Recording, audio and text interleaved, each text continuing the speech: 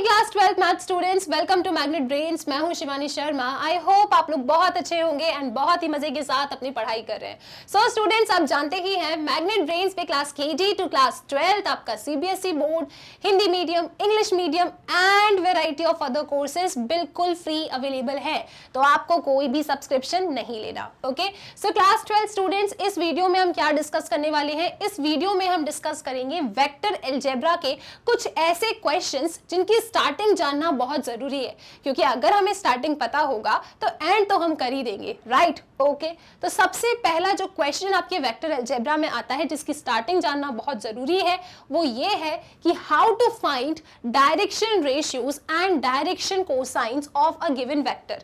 अगर आपके पास कोई वेक्टर गिवन है तो उसके dr एंड dc हम कैसे फाइंड करते हैं? ओके, तो सपोज मेरे सामने एक वेक्टर ए गिवन है जिसके कंपोनेंट्स है xi cap plus yj cap plus zk cap. तो इस वेक्टर ए का डायरेक्शन रेशियो क्या होगा? इसका डायरेक्शन रेशियो होगा इसके स्केलर कंपोनेंट्स, यानी कि x, y and z। That's it, picture खत्म। क्या?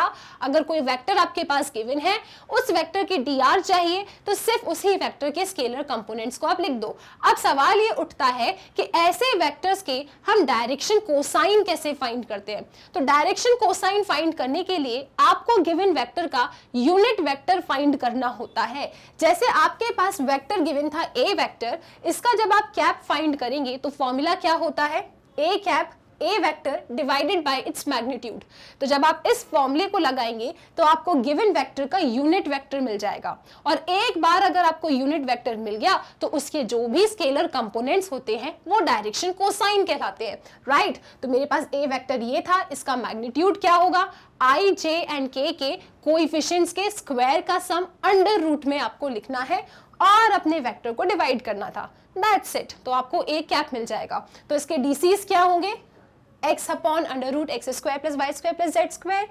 इस ये वाला पॉइंट क्या होगा आपका? y upon under root x square plus y square plus z square, and ये हो जाएगा आपका n। तो ये सब मेरे क्या हो गए? LMN। तो इन शॉर्ट, गिवन वेक्टर का dr चाहिए तो उसके स्केलर कंपोनेंट्स, गिवन वेक्टर के डीसीज चाहिए आपको तो उस वेक्टर को कन्वर्ट करेंगे यूनिट वेक्टर में, और यूनिट वेक्टर के जो स्केलर कंपोनेंट्स होंगे वो मेरे उस गिवन वेक्टर के क्या कहलाएंगे? डायरेक्शन कोसाइंस कहलाएंगे।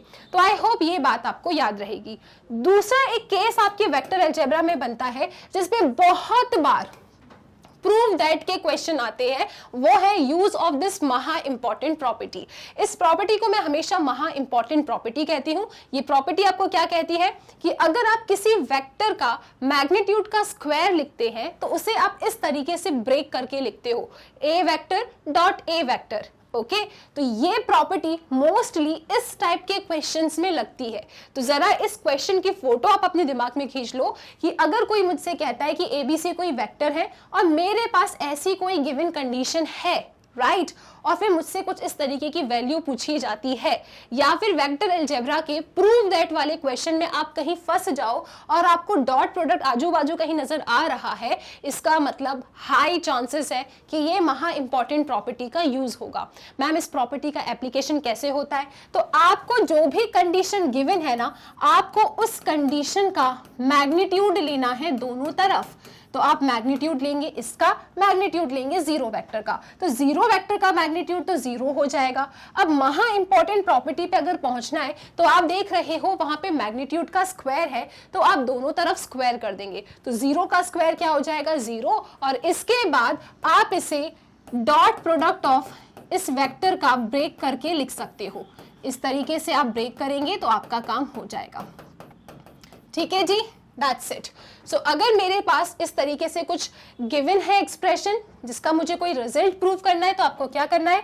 मैग्नीट्यूड ले लेना है, उसका स्क्वायर करना है।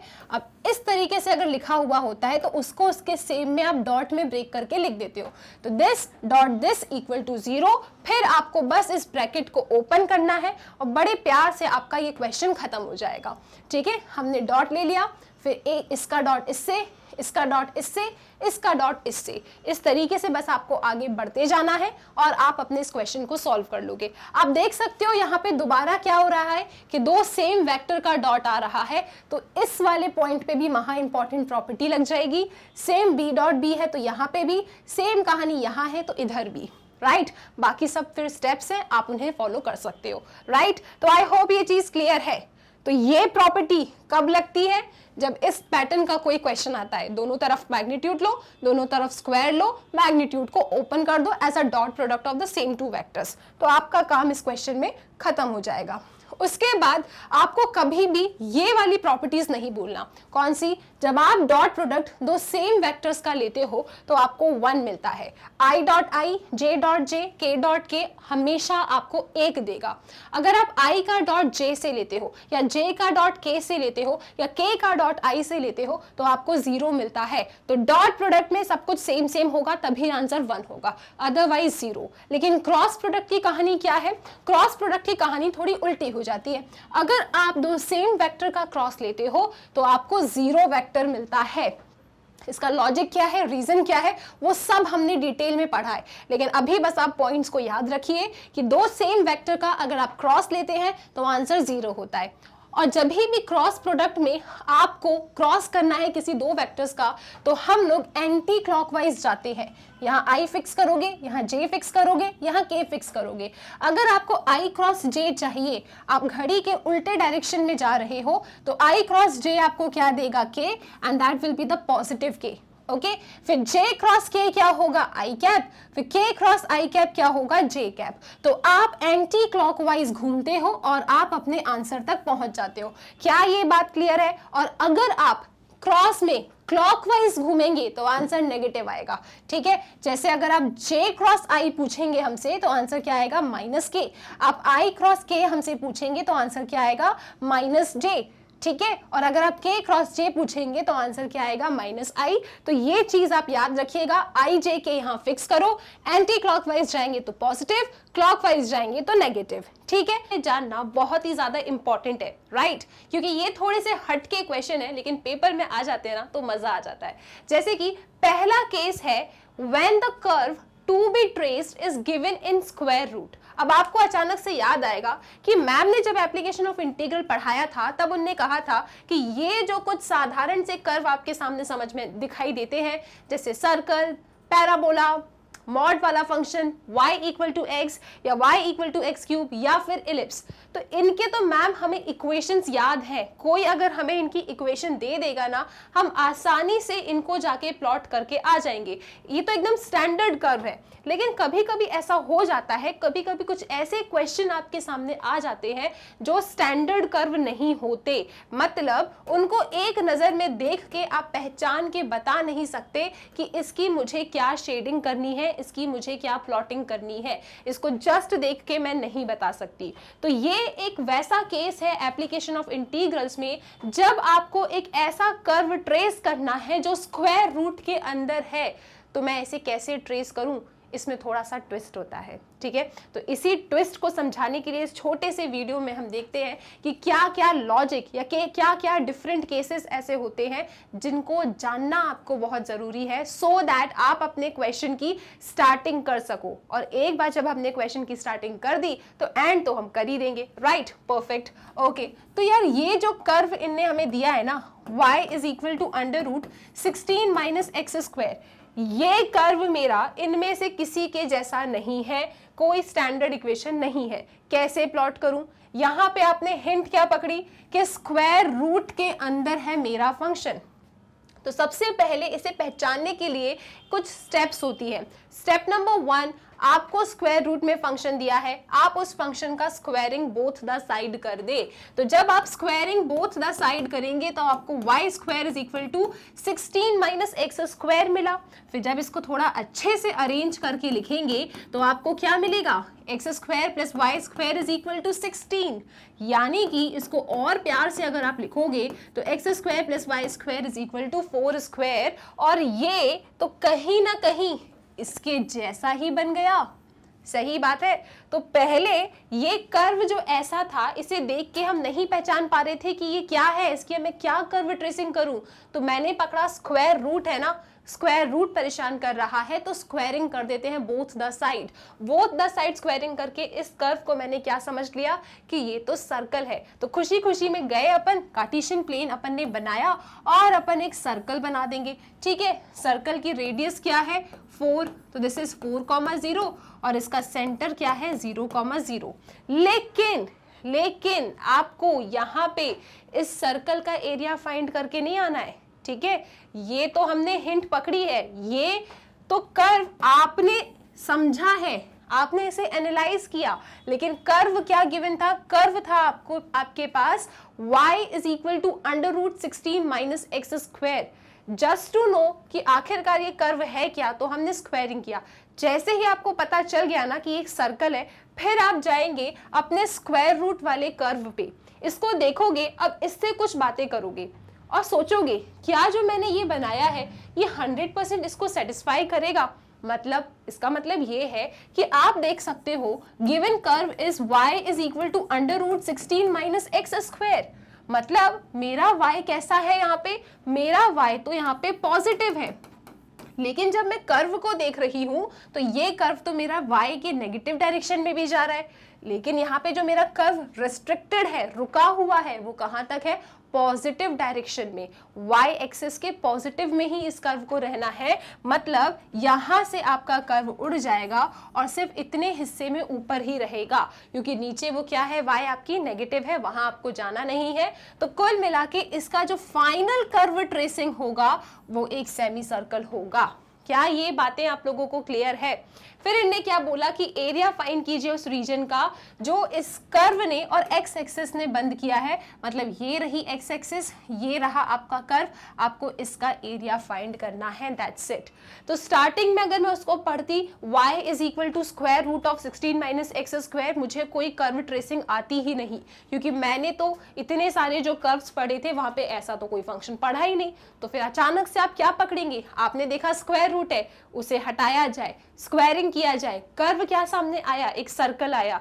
लेकिन हमें कोई सर्कल नहीं बनाना। सर्कल आपको पता चला, आपने बस एक आइडेंटिफिकेशन कर लिया कि जी हाँ 100% फिगर कुछ ऐसा रहने वाला है।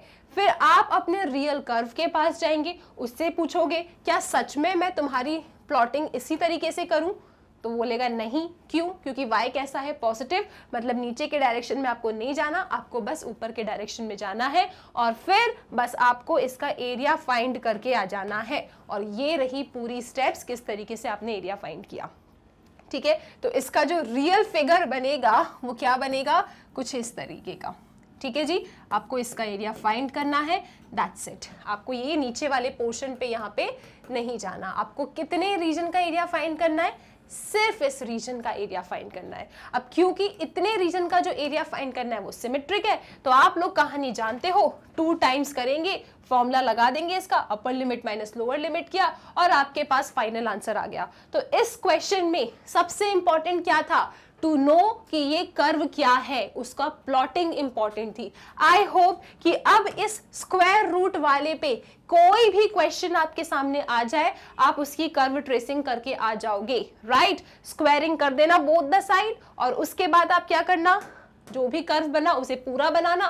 फिर पूछना कि सच में इसे पूरा ही बनाना है। किससे पूछोगे? जो भी फंक्शन गिवन था। आप देखोगे इस क्वेश्चन में तो यार ये पॉजिटिव था, तो नीचे जो हिस्सा गया है आपके उस कर्व का, उसे आपको हटाना है, सिर्फ ऊपर वाले रीजन पे रहना है और उसी का एरिया फाइंड करके आ जाना है। तो आई होप ये चीज क्लियर है। सेकंड पढ़ते हैं अपन। जो सेकंड स्टेप है आपकी, जो सेकंड केस है वो ये है कि when the curve to be traced is given in inequality form. अब देखो, साधारण सा कर्व होता, अगर हमसे बोलते यार सर्कल बना दो, लाइन बना दो, मॉड फंक्शन का ग्राफ है वो बना दो, पैराबोला, इलिप्स या फिर साइन एक्स या कॉस एक्स का ग्राफ हम प्लॉट कर देते। लेकिन इन लोगों ने अब हमसे कह दिया कि इनइक्वालिटी जो है उसे आपको प्लॉट करके आना है। तो कोई भी समस्या की बात नहीं है। अगर क्वेश्चन वाले आपको जो भी कर्व है उसे इनइक्वालिटी में दे देते हैं, तो आपको क्या करना होता है? आपको धीरे धीरे करके इस इनइक्वालिटी को ब्रेक करना है। जैसे y लिखा है ग्रेटर देन इक्वल टू 0, एक इनइक्वालिटी बना लो। दूसरी इनइक्वालिटी पढ़ो आप, क्या लिखी है? √3x greater than equal to y। ठीक है जी।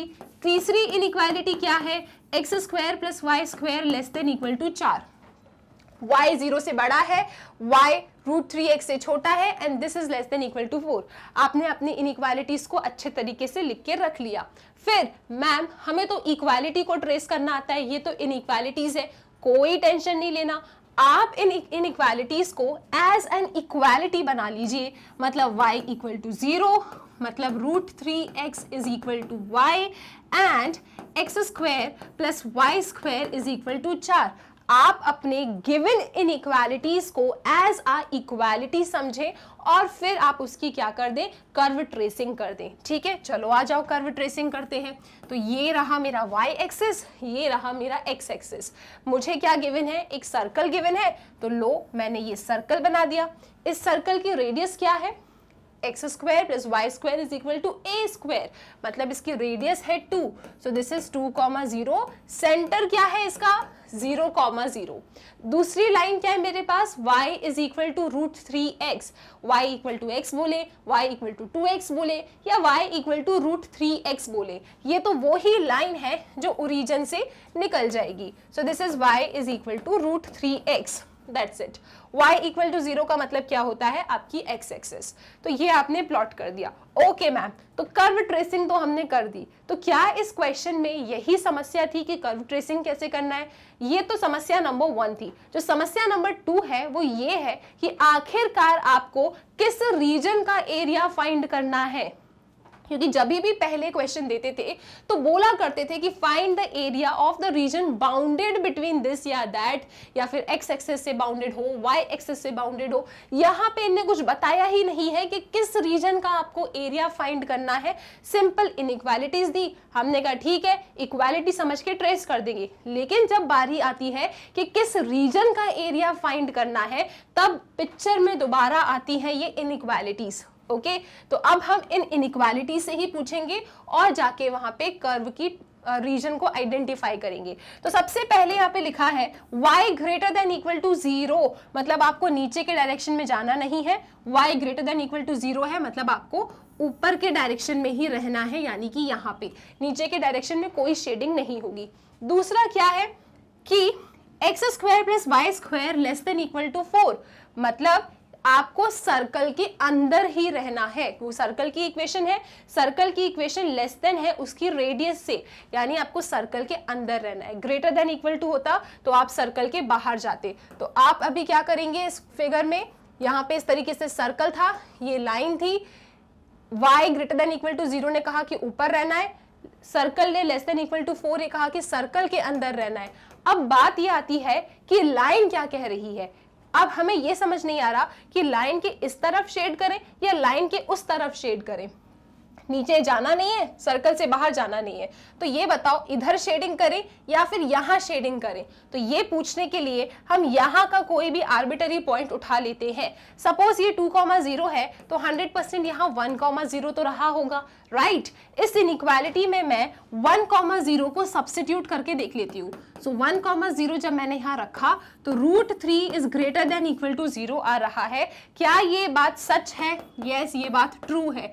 ट्रू है मतलब टुवर्ड्स, किसके टुवर्ड्स आपको शेडिंग करनी है? आपको शेडिंग करनी है 1,0 की तरफ, यानी कि 1,0 यहाँ है तो शेडिंग इसकी यहाँ पे होगी।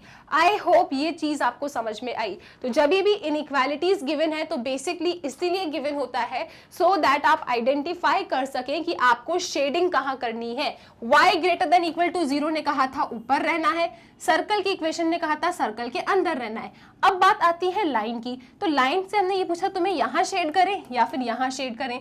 लाइन ने कहा आप यहाँ का कोई एक पॉइंट उठा लो या फिर जाओ तो यहाँ का उठा लो। तो अगर आपने यहाँ का पॉइंट उठाया, इस इनइक्वालिटी में डाला और वो चीज ट्रू हो गई, तो उसका मतलब ये है कि आपको इस पॉइंट की तरफ शेडिंग करना है, मतलब आपको यहाँ शेड करके आंसर देना है, आपको उस रीजन का एरिया फाइंड करना है। तो जब भी इनइक्वालिटीज गिवन होती हैं तो बेसिकली आपको इनइक्वालिटीज सिर्फ इसलिए गिवन होती है कि आप रीजन को फाइंड कर लें, आपको जिसका एरिया निकालना है। आई होप ये चीज क्लियर है।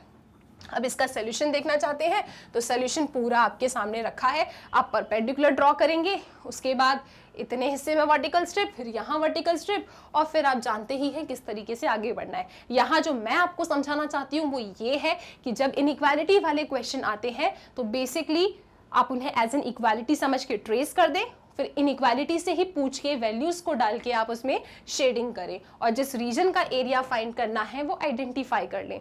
इसके बाद आपके पास ये कुछ 5 स्टेप होती हैं एप्लीकेशन ऑफ इंटीग्रल्स में, जिसके थ्रू आप क्वेश्चन को सॉल्व करते हो। पहला स्टेप होता है कर्व ट्रेसिंग करना और रीजन को आइडेंटिफाई करना जिसका आपका एरिया फाइंड करना है। तो कर्व ट्रेसिंग कुछ साधारण से आते हैं, कुछ अलग से आते हैं, जैसे स्क्वायर रूट वाले, तो वो मैंने आपको बता दिया उनकी ट्रेसिंग कैसे करना है। इनइक्वालिटीज वाले कर्व हो उन्हें कैसे ट्रेस करना है और किस तरीके से रीजन को आइडेंटिफाई करना है जिसको आपको एरिया फाइंड करके देना है। ठीक है, दूसरा चेक कर लेना रीजन सिमेट्रिक है या नहीं। जैसे पहले वाले क्वेश्चन में सिमेट्रिक था तो हमने 2 टाइम्स सॉल्व किया। उसके बाद इंटरसेक्शन पॉइंट आप फाइंड करें। जैसे प्रीवियस क्वेश्चन में आपके पास कुछ ऐसा फिगर था तो यहाँ पे इंटरसेक्शन हो रहा था सर्कल एंड लाइन का, तो इन दोनों को सेटिस्फाई करके पॉइंट ऑफ इंटरसेक्शन फाइंड कर लेना।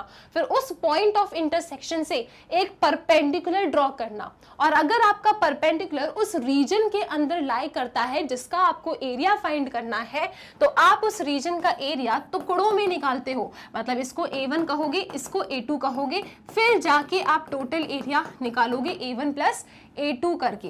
क्या ये बात समझ में आ पाई आपको? और अगर कभी आपका परपेंडिकुलर पॉइंट ऑफ इंटरसेक्शन से जब आपने परपेंडिकुलर बनाया और वो रीजन के बाहर लाई कर रहा है जिसका आपको एरिया फाइंड करना है, तब आप यहां से लेके यहां तक इंटीग्रेट करना और एक फ्लो में इसका एरिया आ जाएगा। ये भी एक बहुत इंपॉर्टेंट कहानी है, इसे याद रखिएगा। अगर आप वर्टिकल स्ट्रिप बनाते हैं और आपकी वर्टिकल स्ट्रिप कर्व को 2 जगह टच कर रही है, एक है अपर कर्व, एक है लोअर कर्व, ठीक है, एक ऊपर कहीं कर्व होगा, एक नीचे कहीं कर्व होगा, तो आप हमेशा upper curve minus lower curve करना, एक्स के रिस्पेक्ट में इंटीग्रेट करना और एक्स की लिमिट लगा देना। जैसे यहाँ पे जब मैं अपनी वर्टिकल स्ट्रिप बनाऊंगी तो ये मेरी जो वर्टिकल स्ट्रिप है ऊपर इस लाइन को टच कर रही थी, नीचे इस पैराबोला को टच कर रही थी, तो मैं लाइन माइनस पैराबोला करती, एक्स के रिस्पेक्ट में उसे इंटीग्रेट कर देती और एक्स की लिमिट लगा देती। और अगर कभी भी लोअर कर्व आपका एक्स एक्सेस ही है तो सिर्फ अपने नॉर्मल से कर्व को रखो एक्स के टर्म्स में और इंटीग्रेट करके आ जाओ। अब बात करते हैं हॉरिजॉन्टल स्ट्रिप की। अगर हॉरिजॉन्टल स्ट्रिप आपके 2 कर्व्स को टच कर रही है तो right curve minus left curve करना, वाई के रिस्पेक्ट में इंटीग्रेट करना और वाई की लिमिट्स लगा देना, आपको आंसर मिल जाएगा। और अगर कभी आपका लेफ्ट कर्व y एक्सिस है तो आपको कुछ नहीं करना, जो भी एक कर्व गिवन है ना उस कर्व को y के टर्म्स में रखें, आप y के टर्म्स में इंटीग्रेट करें और y की लिमिट्स लगा दें। डिफरेंशियल इक्वेशंस, तो बेसिकली यहाँ पे 3 स्टेप्स हैं। पहली स्टेप कहती है कि आप अपने डिफरेंशियल इक्वेशन को इस फॉर्मेट में लिख लीजिए। कैसे फॉर्मेट में? dy बाई dx को आपको अकेला लिखना है और इज इक्वल टू के इस साइड आपका जो भी फंक्शन है उसे लेके आना है। कुल मिला के dy बाई dx को आपको अकेला रखना है और जितना भी फंक्शन है सब एक साइड इकट्ठा करो, ठीक है, ये अकेला होना चाहिए।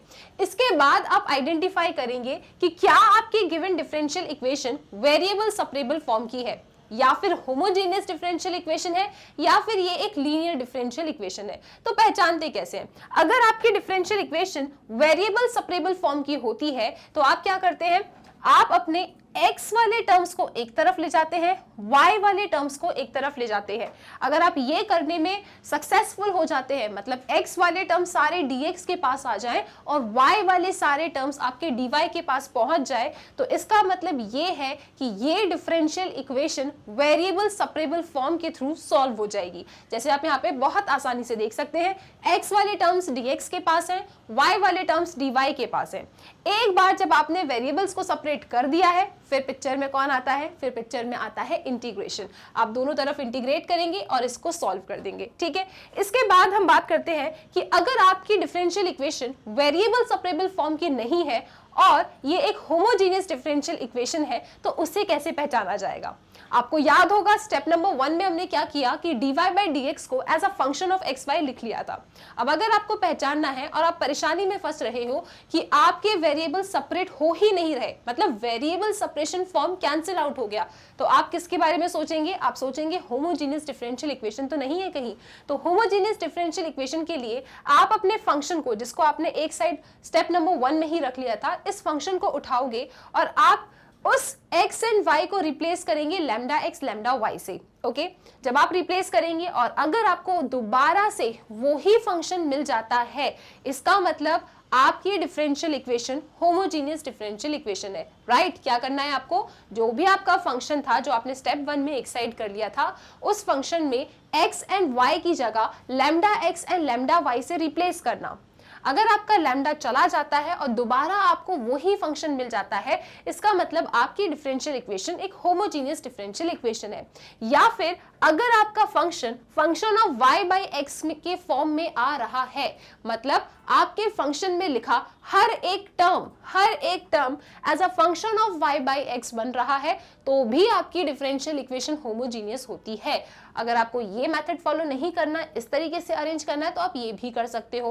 और अगर सिंप्लीफिकेशन करते वक्त आपका function of x by y बन गया, मतलब फंक्शन में जितने भी टर्म्स लिखे थे वो x बाई y फॉर्म के हो गए, तभी भी आपकी डिफरेंशियल इक्वेशन क्या होती है, होमोजीनियस डिफरेंशियल इक्वेशन होती है। और साथ ही साथ एक शॉर्टकट होता है। शॉर्टकट क्या कहता है कि डिग्री ऑफ ईच टर्म अगर सेम है तो भी आपकी डिफरेंशियल इक्वेशन क्या है, होमोजीनियस डिफरेंशियल इक्वेशन है। तो ये होता है होमोजीनियस डिफरेंशियल इक्वेशन को आइडेंटिफाई करने के तरीके। राइट आई होप आपको ये क्लियर है।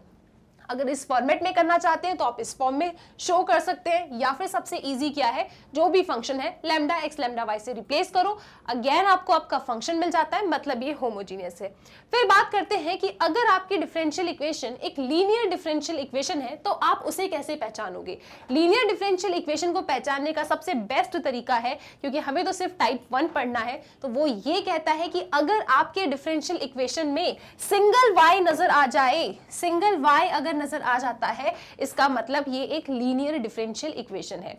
अगर इस तरीके की डिफरेंशियल इक्वेशन है dy by dx plus py is equal to q, जहां पे आपको याद रखना है कि p एंड q या तो कांस्टेंट हो सकते हैं या तो फंक्शन ऑफ x हो सकते हैं। अगर सिंगल y नजर आ रहा है, p एंड q या तो कांस्टेंट है या तो फंक्शन ऑफ x है, इसका मतलब आपकी डिफरेंशियल इक्वेशन क्या है, एक लीनियर डिफरेंशियल इक्वेशन है। जब आप इतना पहचान लेंगे, आपको एक बार पता चल गया, तब जाके आप उन्हें सॉल्व करेंगे इनके रिस्पेक्टिव जो भी मेथड्स है। आई होप ये बात क्लियर है। सो आइडेंटिफिकेशन में किसी को कोई परेशानी नहीं होगी। अब कभी कभी ऐसा हो जाता है कि आपको एक ऐसी डिफरेंशियल इक्वेशन दे देते हैं जिसे आप डायरेक्टली देख के नहीं बता सकते कि ये वेरिएबल सेपरेबल फॉर्म से सॉल्व होगी, या ये एक होमोजीनियस डिफरेंशियल इक्वेशन है, या फिर ये एक लीनियर डिफरेंशियल इक्वेशन है। ऐसे केस भी बन जाते हैं कभी कभी जहां पे ये तीनों ही फॉर्म आपके डिफरेंशियल इक्वेशन में एप्लीकेबल नहीं हो पाता। तो उस केस में एक एग्जाम्पल आपके सामने है। सपोज यही एक क्वेश्चन है जिसको मुझे सॉल्व करना है। जब मैंने इस डिफरेंशियल इक्वेशन को थोड़ा अरेंज किया, मतलब आपको याद है ना स्टेप नंबर 1 क्या कहती है कि dy by dx is equal to function of x y कर लो। जब आपने dy by dx को फंक्शन ऑफ एक्स वाई किया तो आपका फंक्शन कुछ इस तरीके का आ रहा है। आप इसमें ना तो वेरिएबल्स को सेपरेट कर सकते हो, ना ही ये एक होमोजीनियस डिफरेंशियल इक्वेशन है, और ना ही इसके पास सिंगल y है। मतलब मेरे तीनों फॉर्म यहाँ पे फेल हो रहे हैं। इसका मतलब इस क्वेश्चन में कुछ तो गड़बड़ है। तो आप इसे सॉल्व कैसे करेंगे? आप ऐसे क्वेश्चन को सॉल्व करते हैं सब्स्टिट्यूशन के थ्रू। हमने यहाँ पे x माइनस वाई देखा कि ऊपर नीचे दोनों जगह है, तो x माइनस वाई एक समस्या का कारण है, उसको आप सब्स्टिट्यूट कर देना किसी दूसरे वेरिएबल से और फिर आप उसे डिफरेंशिएट कर देना। जब आपने डिफरेंशिएट किया तो आपको dy by dx की ये वैल्यू मिल जाएगी। तो आप अपने प्रीवियस स्लाइड में dy by dx को रिप्लेस कर देंगे एंड x माइनस वाई को रिप्लेस कर देंगे आपने जिससे भी सब्स्टिट्यूट किया। उसके बाद जब आप थोड़ा सा मैथ्स लगाएंगे यहाँ पे, तब आप देखेंगे कि अब जो मेरे पास क्वेश्चन dt और x के टर्म्स में आ गया है, t और x के टर्म्स में आ गया है, वो एक वेरिएबल सेपरेबल फॉर्म बन चुका है। आप यहाँ देख सकते हैं dt by dx is equal to 2t upon 1 plus t। आप इसे आसानी से इसका वेरिएबल सेपरेट कर सकते हैं। देखिए वेरिएबल सेपरेट हो गया। जैसे ही वेरिएबल सेपरेट हो जाता है फिर आप उसे इंटीग्रेट करेंगे और अपने t को रिप्लेस कर देंगे। इस तरीके से आपको इस क्वेश्चन का आंसर मिल जाएगा। पार्शियल फ्रैक्शन होता क्या है, कब लगता है, उसको रिकॉल कर लेते हैं।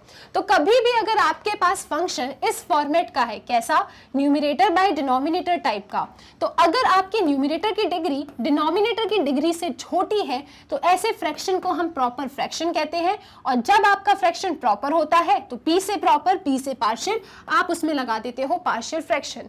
पार्शियल फ्रैक्शन लगा के आपको आपका फ्रैक्शन एक सिंप्लीफाइड फॉर्मेट में मिलता है और जिसका इंटीग्रेशन आप आसानी से कर पा सकते हो। ठीक है, फिर बात करते हैं एक ऐसा फ्रैक्शन जहां पे न्यूमरेटर की डिग्री बड़ी या बराबर होती है डिनोमिनेटर की डिग्री से। रिमेंबर इट, न्यूमरेटर की डिग्री बड़ी या बराबर, बराबर वाला केस भी आप इसमें लेते हो। तो अगर आपका न्यूमरेटर की डिग्री बड़ी या बराबर है डिनोमिनेटर की डिग्री से, तो ऐसे फ्रैक्शन को आप कहते हो इम्प्रॉपर फ्रैक्शन। और इसमें अगर आप पार्शियल फ्रैक्शन लगाना चाहते हैं तो सबसे पहले इस इम्प्रॉपर को आपको प्रॉपर में कन्वर्ट करना होता है। तो इस इम्प्रॉपर को प्रॉपर में कन्वर्ट कैसे करते हो आप? डिवाइड करके। कैसे डिवाइड करते हैं हम लोग? हम जानते हैं यहाँ पे डिविडेंड लिखा रहता है, ओके जी, यहाँ आपको डिवाइजर मिलता है, राइट, यहाँ क्वेश्चन मिलता है और यहाँ रिमाइंडर मिलता है। तो एक बार जब आप इसे डिवाइड करेंगे तब आपको इसे इस पैटर्न में अरेंज करना होता है, Q प्लस आर डी। ठीक है, आर डी से आप याद रखिएगा, Q plus R D. Q is question जो यहाँ मिलेगा, आर रिमाइंडर है जो इधर मिल जाएगा, एंड डी का मतलब आपका डिवाइजर है। डिविडेंड का कुछ भी लेना देना नहीं है। ठीक है, तो जब आप इसे डिवाइड करेंगे, इस फॉर्मेट में लिखेंगे, तो आपका फ्रैक्शन क्या बन जाएगा? प्रॉपर फ्रैक्शन बन जाएगा। और जब आपका फ्रैक्शन प्रॉपर बन चुका है तो आप उसमें आसानी से पार्शियल लगा दोगे। ठीक है मैम, लेकिन ये पार्शियल फ्रैक्शन लगता कैसे है? तो अगर आपका फ्रैक्शन प्रॉपर है और कुछ इस टाइप का दिख रहा है, कैसा? px प्लस क्यू और डिनोमिनेटर में आपके पास नॉन रिपीटेड लीनियर रूट्स हैं। आप देख सकते हो रूट्स कैसे हैं, लीनियर है और रिपीटेड भी नहीं है। तो ऐसे केस में आप जब पार्शियल फ्रैक्शन लगाते हो तो इस तरीके से इसे ब्रेक करके लिखते हो। कैसे? a upon x minus a plus b upon x minus b. और कभी अगर आपके पास डिनोमिनेटर में रिपीटेड रूट आ जाता है, जैसे लीनियर तो है लेकिन रिपीटेड है, तो इसे आप पार्शियल में कैसे ब्रेक करके लिखोगे?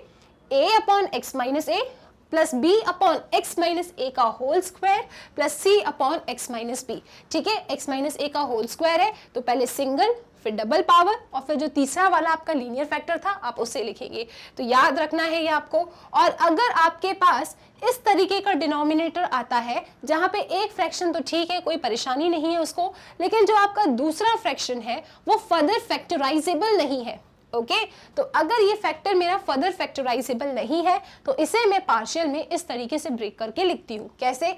a upon x minus a plus, नीचे क्वाड्रेटिक है तो ऊपर एक लीनियर एक्सप्रेशन आती है bx प्लस सी।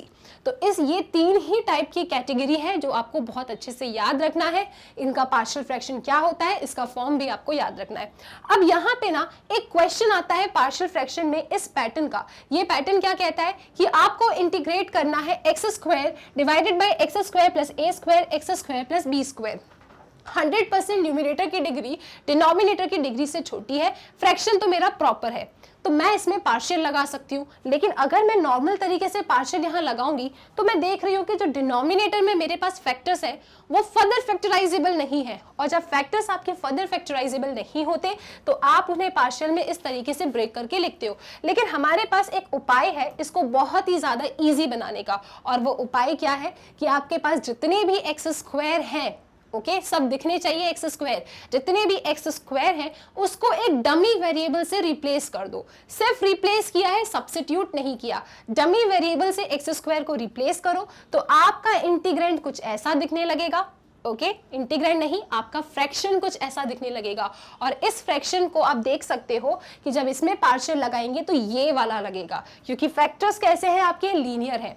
तो जब आप एक बार पार्शियल लगा दोगे आपको a एंड b की वैल्यू मिल जाएगी। फिर जब आप इंटीग्रेट करने जाओ ना तो इस y को इंटीग्रेट मत करके आना, आपको किसे इंटीग्रेट करना है, y को रिप्लेस कर देना पहले एक्स स्क्वायर से और फिर इंटीग्रेट करना। ये छोटी सी गलती आप में से काफी लोग करते हो। जैसे ये क्वेश्चन आपके सामने रखा है 1 upon x square plus 1 x square plus 4। आप देख सकते हो डिनोमिनेटर में जो फैक्टर्स हैं ये कैसे हैं, फर्दर फैक्टराइजेबल नहीं है। लेकिन हर जगह एक्स स्क्वायर है, हर जगह एक्स स्क्वायर होना चाहिए। जितना एक्स स्क्वायर आपके पूरे फंक्शन में वो हर जगह होना चाहिए। तो आप अपने एक्स स्क्वायर को जस्ट अज्यूम कर रहे हो y।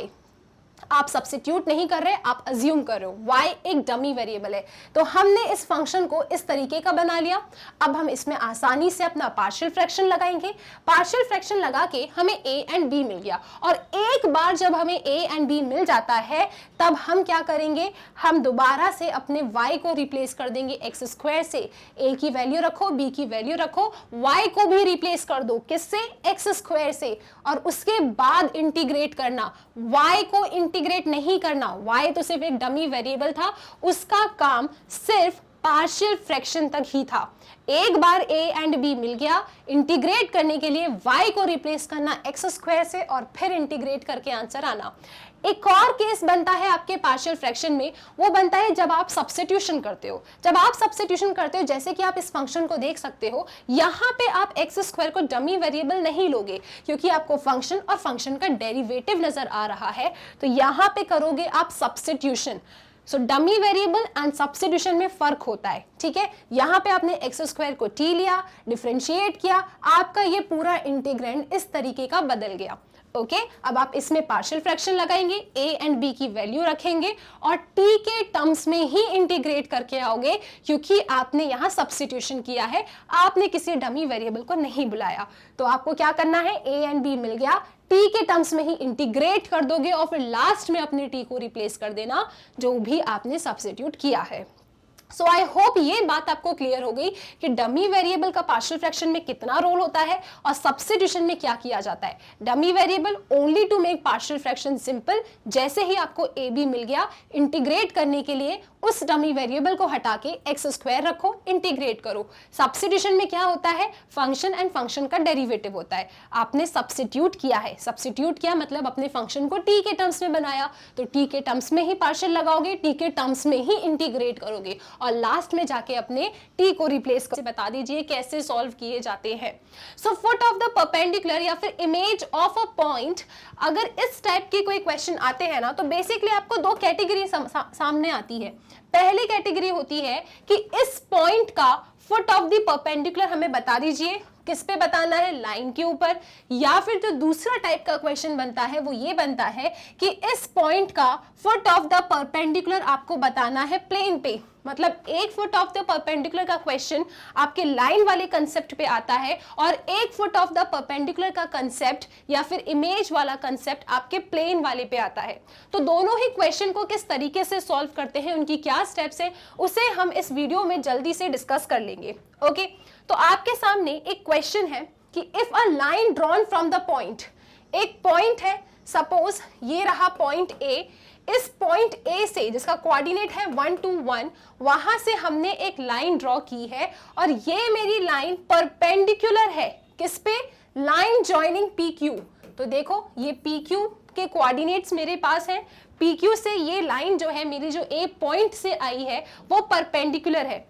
तो ये जिस भी पॉइंट पे परपेंडिकुलर आई है, इस पॉइंट को हम कहते हैं फुट ऑफ द परपेंडिकुलर और आपको इसका कोऑर्डिनेट चाहिए रहता है। तो basically foot of the perpendicular में आपको उस पॉइंट का कोऑर्डिनेट चाहिए रहता है जहां से आपकी लाइन परपेंडिकुलर गिरी है किसी लाइन के ऊपर। तो ये तो गिवन है, पी एंड क्यू लाइन आपके पास गिवन होगी, आपको इस एम पॉइंट का कोऑर्डिनेट चाहिए रहता है। तो इस क्वेश्चन की स्टेप क्या होती है, कैसे आगे बढ़ना है, तो इसे मैं आपको क्वेश्चन के थ्रू समझा देती हूँ।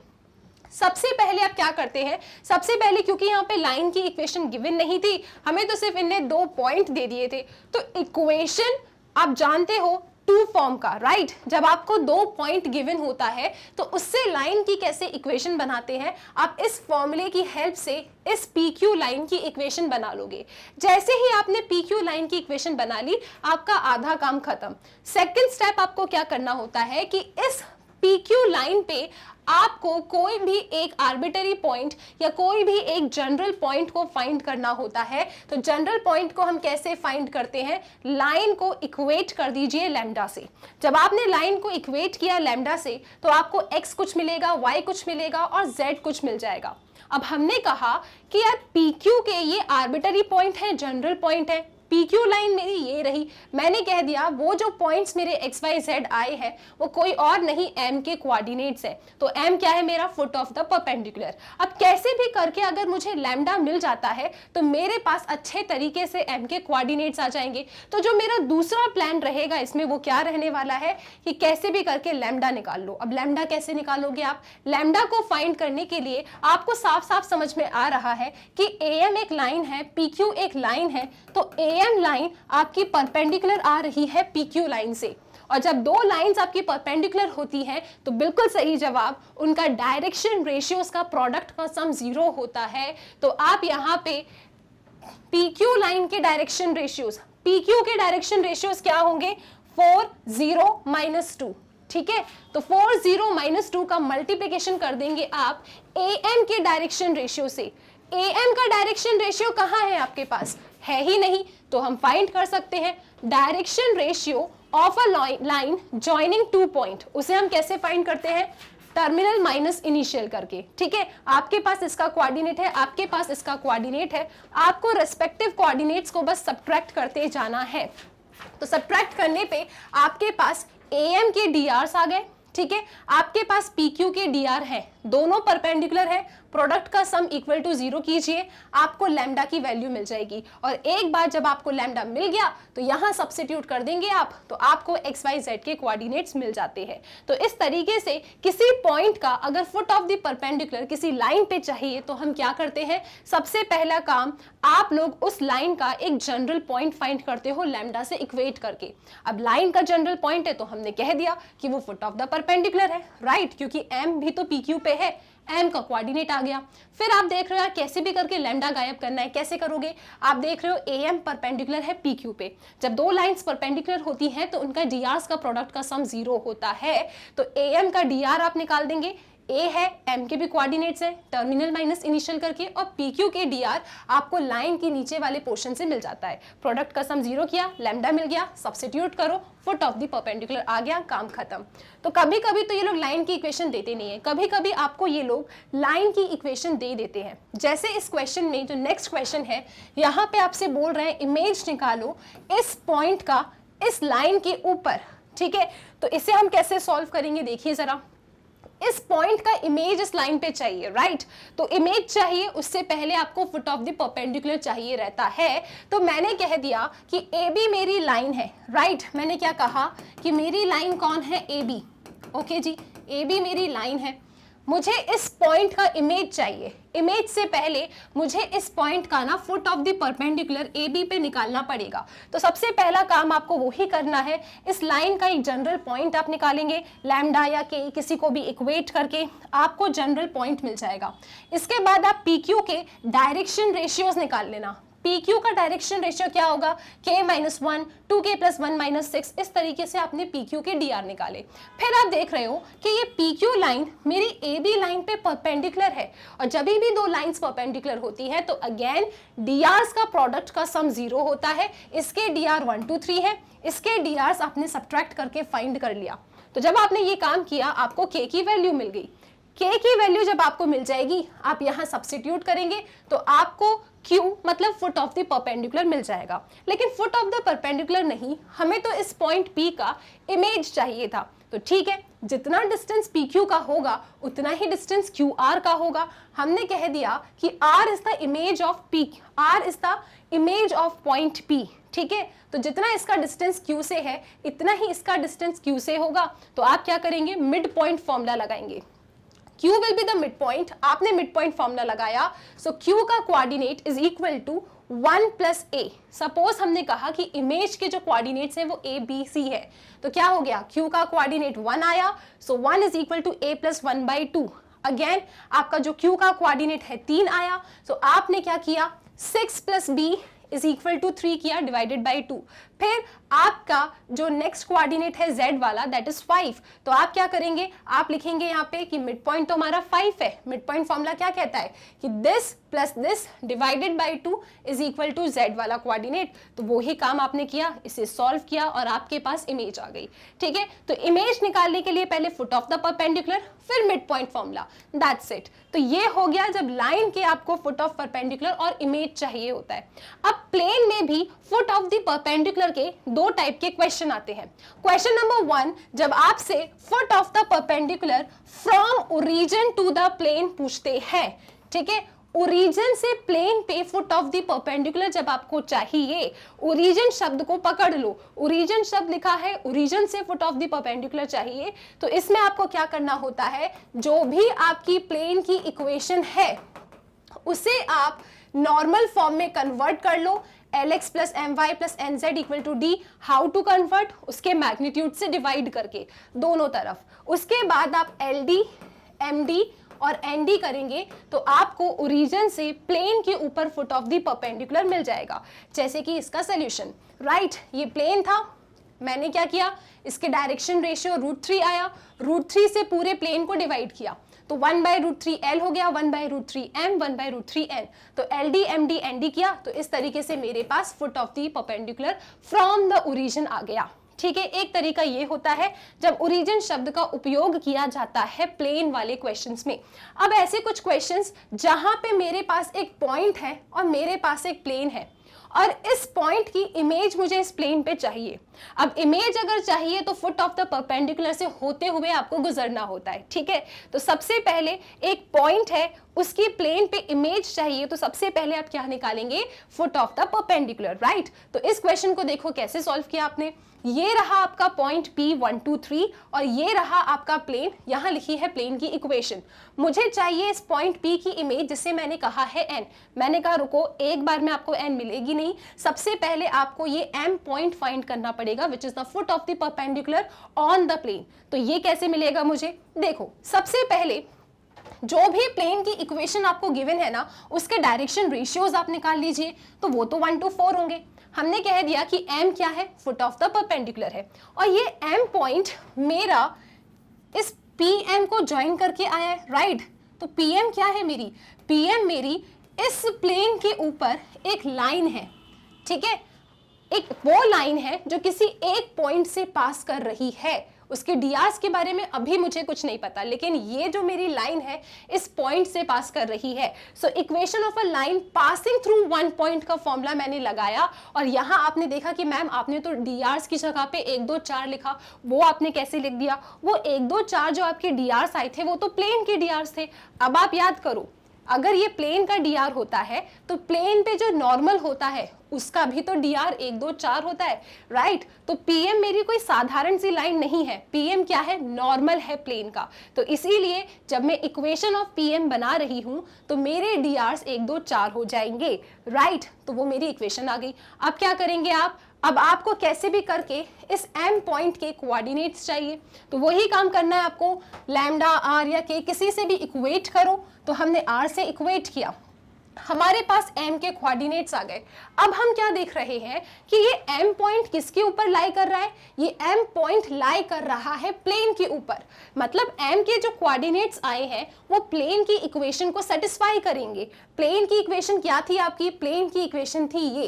तो यहाँ x y z की जगह पे आप क्या सब्स्टिट्यूट करेंगे, आप इसे सब्स्टिट्यूट करेंगे और आप इस तरीके से अपनी r की वैल्यू निकाल लेंगे।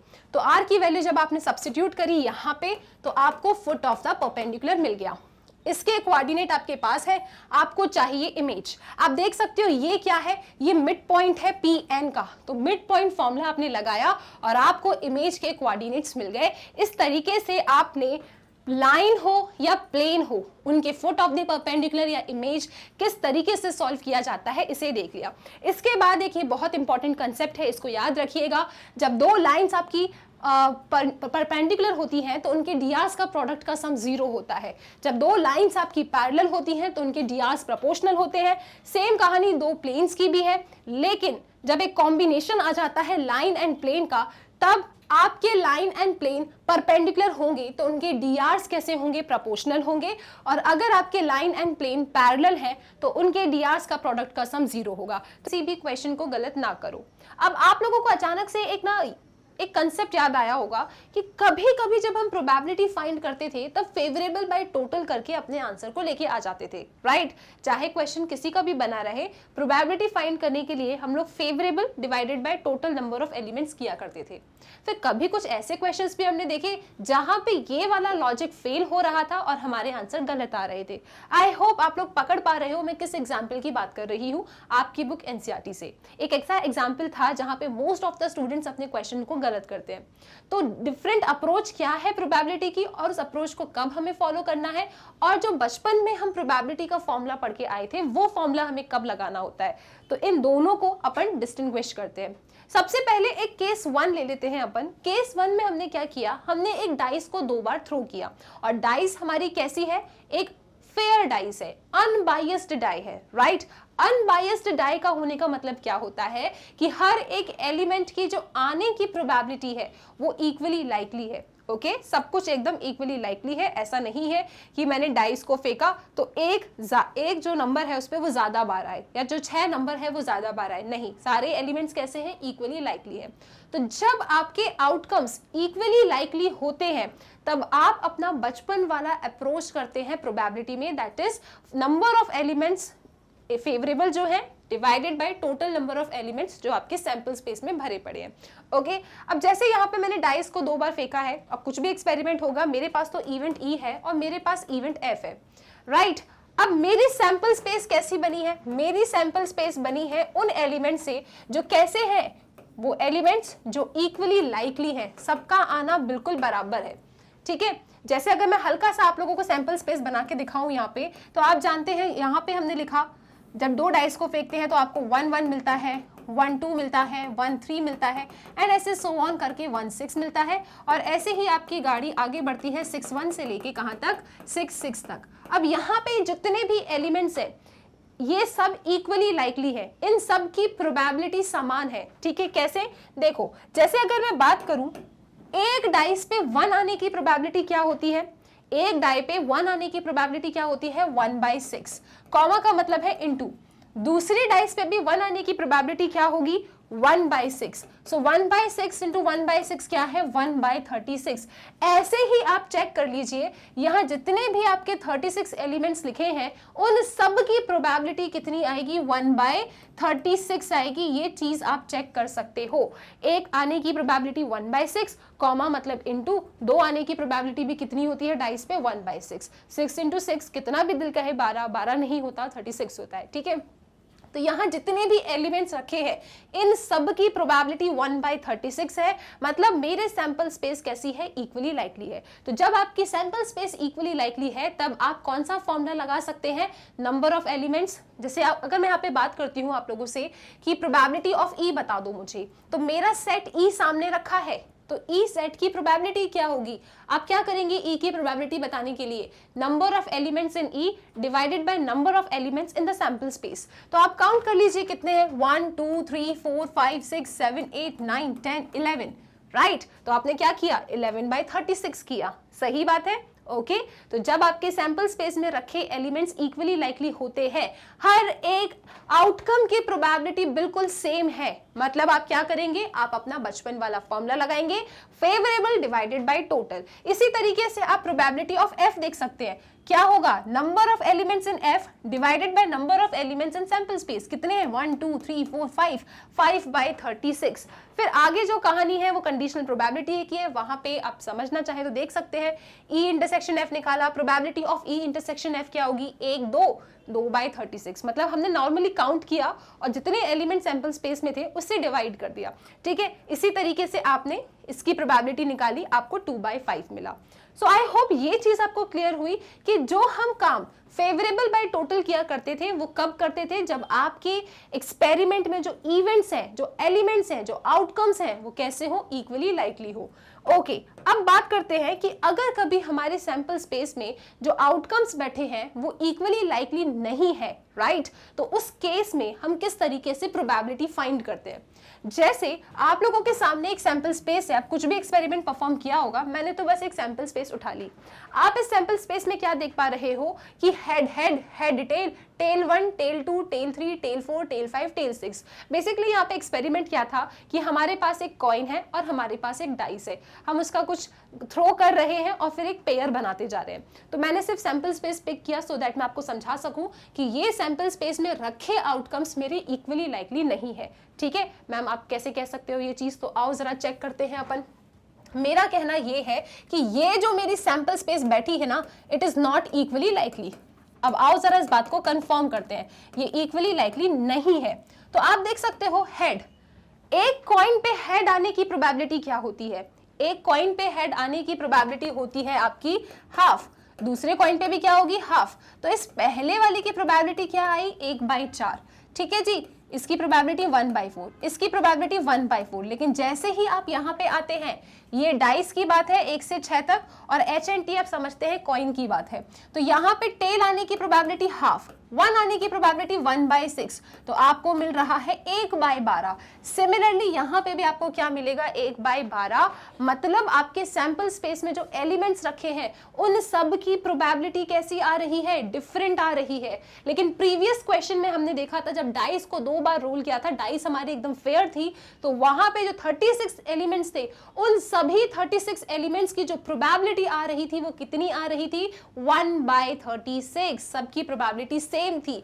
लेकिन यहाँ इस सैंपल स्पेस में क्या हो रहा है, सबकी प्रोबेबिलिटी डिफरेंट आ रही है। मतलब यहाँ पे आपने जो बचपन में फॉर्मूला पढ़ा था आप उसे नहीं लगा सकते। तो मैम ऐसे क्वेश्चंस को कैसे सॉल्व किया जाता है, देखो पहली चीज तो आपने ये पकड़ ली ना कि कब आपको बचपन वाला फॉर्मूला नहीं लगाना, जब आपके इवेंट्स इक्वली लाइकली ना हो, जब आपकी डाइस अनफेयर हो, जब आपका सिक्का भी कैसा हो, बायस्ड हो। तो जब भी ऐसे कुछ चीजें होती है वहां पे आप इस तरीके से अपनी प्रोबेबिलिटी कैलकुलेट करते हो। तो एक बार चेक करते हैं यहाँ पे।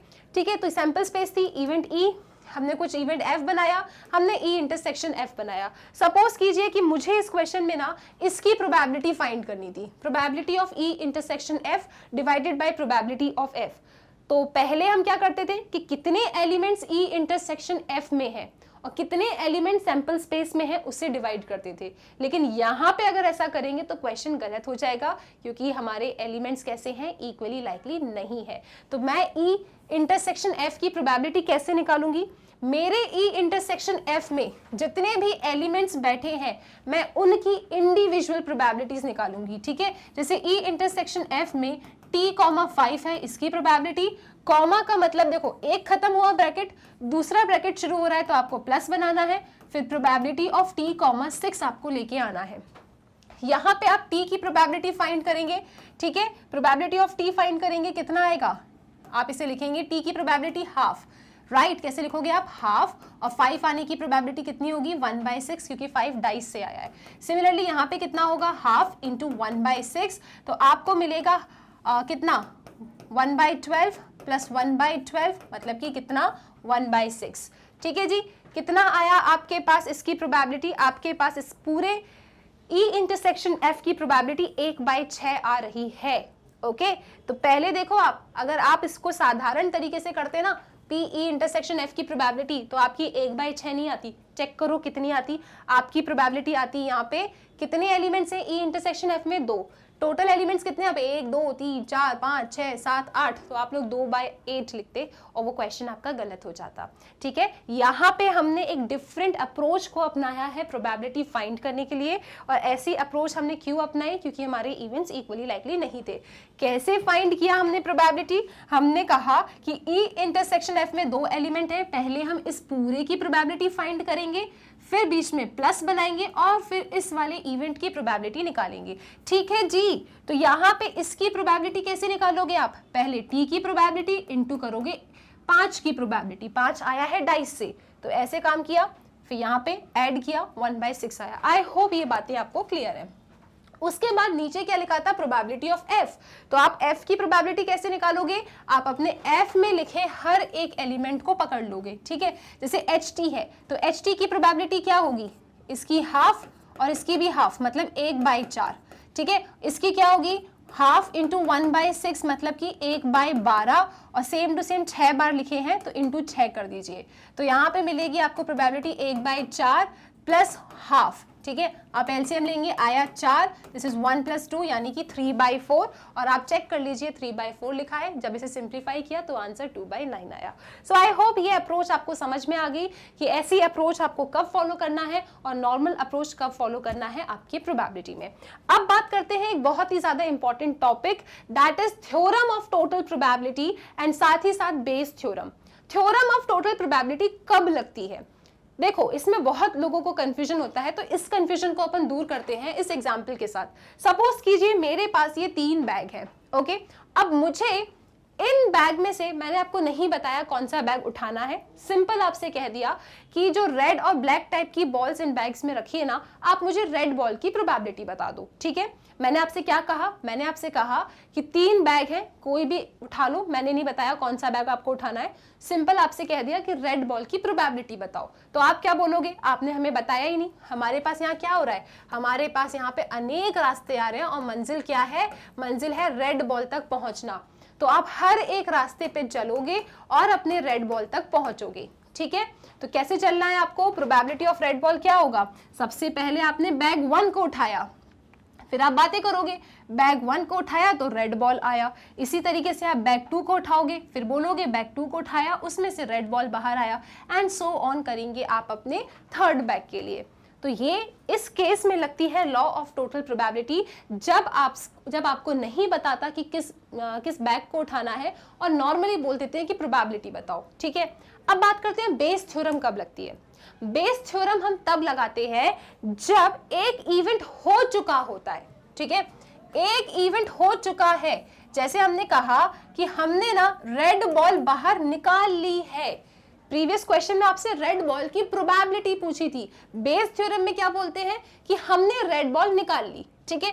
आप ये बता दो कि बैग 1 से निकाली है, ठीक है। 3 बैग्स थे ना, हम आपसे क्या कह रहे हैं, हमने रेड बॉल निकाल ली है बाहर, आप बता दो बैग 1 से निकालिए, मतलब आप बैकवर्ड डायरेक्शन में जा रहे हो। तो एक इवेंट होता है आपके बेस थ्योरम में जो हो चुका होता है, और कुछ इवेंट्स होते हैं जो इस इवेंट के कॉज होते हैं, राइट।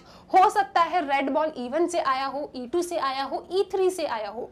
तो बेस थ्योरम में क्या, एक इवेंट हो चुका है, राइट, और कुछ इवेंट्स ऐसे होते हैं जो उसके कॉज होते हैं। तो आपको इन्हें बोला कि फर्स्ट बैग से आया हो, तो आप फाइंड करेंगे कि रेड बॉल तो निकाल ली है बाहर, ये बताओ बैग 1 से आई है। तो वही फेवरेबल बाय टोटल, जिस तरीके से मैंने आपको याद कराया था, उस अप्रोच को आप लगाएंगे और इस क्वेश्चन को उड़ा देंगे। जैसे कि मैंने कहा बैग 1 से आई है, तो आप बोलोगे बैग 1 की प्रोबेबिलिटी इनटू, अब बैग 1 से आ चुकी है लेकिन कौन आई, रेड बॉल आई, फिर डिवाइड कर देंगे टोटल से, जितने भी रास्ते हैं उन्हें ऐड कर देंगे।